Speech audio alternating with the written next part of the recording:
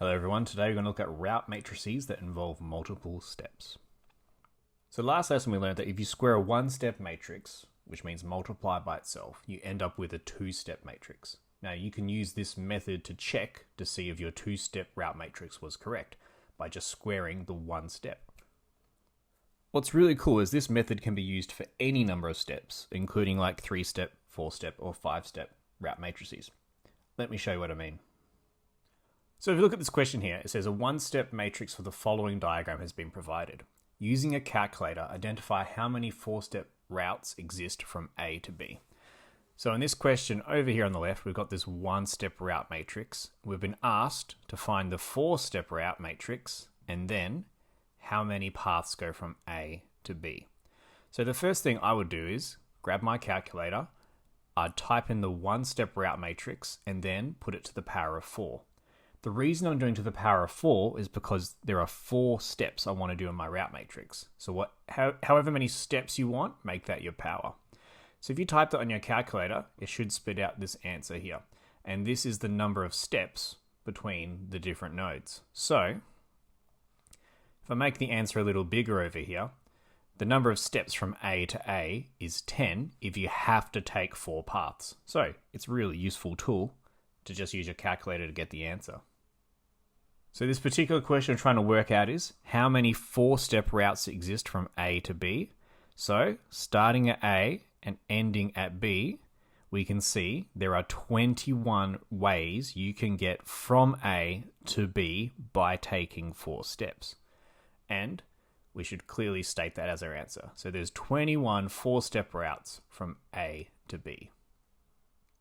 So how does this work? How do we end up with a 4-step route matrix just by using our calculator? So if you take your one-step route matrix and we call it M, and we times it by itself, we end up with M squared. Now this is the 2-step route matrix. This is M times M.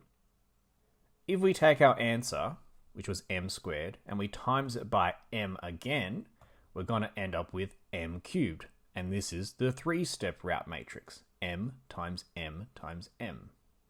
If we take that answer and we multiply that by M, we'll end up with the 4-step route matrix, which is M to the power of 4, or M times M times M times M.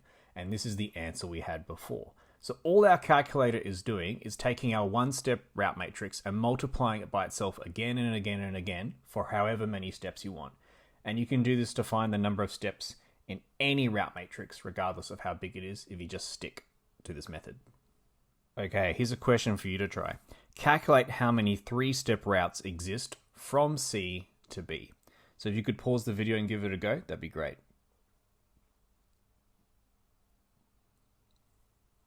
Okay, so the first thing you want to do is work out your one-step route matrix. So just have a check. Hopefully you got the numbers here.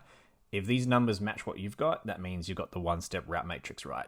The next thing we do is we grab our calculator, we type in that one-step route matrix and we put it to the power of 3 because we want the 3-step routes. And that gives us this matrix here. If I write that a bit bigger, this is all the 3-step routes from A and so forth.